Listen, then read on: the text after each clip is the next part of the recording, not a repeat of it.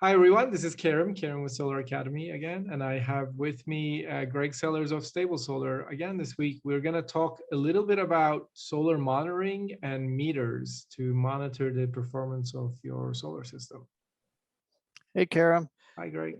It's I was thinking about the other day and realized that it wasn't too many years ago when I first got into solar. It was not unusual, but it certainly wasn't an expectation that a home solar system would have a monitoring process, have a meter at all.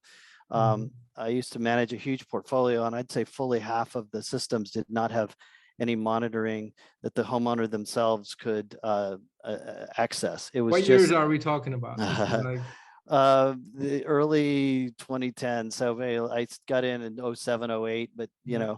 and so the portfolio, they started getting installed, and in part it was because of the financing mechanisms. They were all being managed by the portfolio level. That's what I did, Yeah. and Sunrun and other companies like that would manage that for you. Tesla, Solar City back then, and partly because the technologies were not in parallel. It used to be that there was a whole separate technology infrastructure. There were these companies that were started that purely monitored the systems, and then there was other companies that had the microinverters or central inverters and all that, and never the twain shall meet was the original decision. They started realizing, well, this is silly. So they, today it's great because almost all the inverters, whatever type of inverter, has an integrated monitoring system. That change, along with the change to loans and direct home ownership as the cost has gone down, has led to a situation where now the owner of the system is expected to and expects to have access to the power that's being generated so they can watch that. And the most obvious reason why you want to do that is that if your system stops performing, you're not going to find out for months because of the way true ups work. It'll be months down the road before you realize that your system hasn't been generating power. It becomes a huge cost, obviously.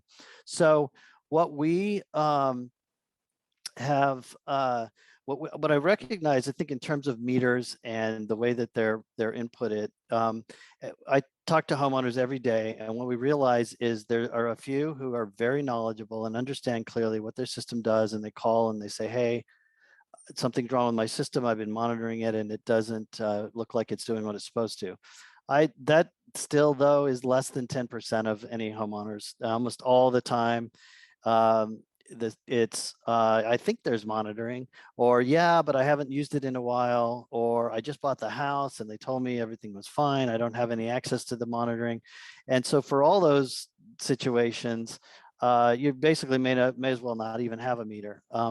And so I think the thing to keep in mind for homeowners is, one, despite your best intentions, you're going to be down the road, it's going to be hard for you to track it yourself. You're not going to look at it as closely. We all have those apps on our phone that we checked every day for the first 6 months we had it, and now we look at it and go, oh, that's right, I still have that, and we don't think enough to do that. But so the easy solution to that is to have a company monitor it with you or for you. If sometimes installers, when they're installing the system, they will be an admin on the system and they'll track that. You have to make sure and to ask them, though, that how are they tracking it? Are they watching it regularly themselves? Because a lot of times they'll do the same thing and won't watch it either. If you're purchasing it with a PPA or a lease, that kind of thing, they're definitely going to watch it for you. The question to ask there is to make sure what are the terms of that, because we used to run into this situation where I would have to explain to customers that yes, your system's at 85%, but that still makes financial sense for us. So we're not going to go out and spend the significant cost to make it 100%. And that's a hard conversation to have, but it's what the contract said. So just to keep that in mind. But for the vast majority and increasing majority of people who own their own systems, either through a loan or a purchase, and have to watch it themselves, and if their installer is not going to watch it, there's other third-party options. We're one of them. We do a whole lot of that. We have a very low cost way. And one of the reasons we started Stable Solar was to help homeowners track their performance so that we can give them a heads up and give them options.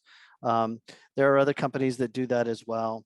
And so that's to keep that in mind, figure out a way that you can track that.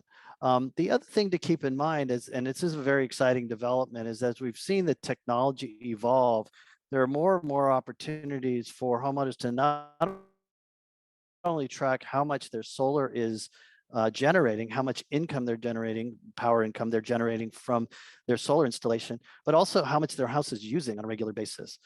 It used to be common that folks would get solar and suddenly they'd go nuts and turn every electrical outlet on in the house because now I have solar, I can use it all, and then they'd be shocked at the bill.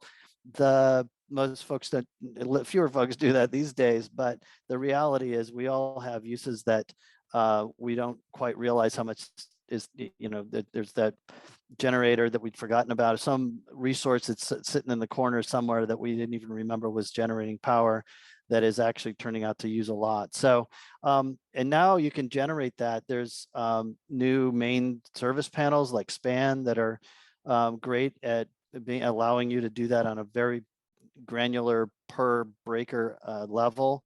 There are meters, we have a lot of installs with meters like Sense and Emporia that are very simple, where they attach to the breakers that you choose. You can say, I want to monitor my refrigerator, I want to monitor my air conditioner, and it will track those. And then you can go on your app and look at those as well. So, and you can share those as well too, so that you can, maybe you get a call saying, hey, your looks like something's going crazy with your air conditioning. It spiked, and and this is March, what's going on? So you can keep an eye out on those as well. Those are a few things to keep in mind, but the main thing I think is just to know that, knowledge is power when it comes to, literally power when it comes to meters, and you should either have one that you use or find a partner that'll make sure that you're using the resources you have to keep that power being monitored so that you can enjoy the long-term benefits of solar. Thank you for this information, Greg. Sure, Kara.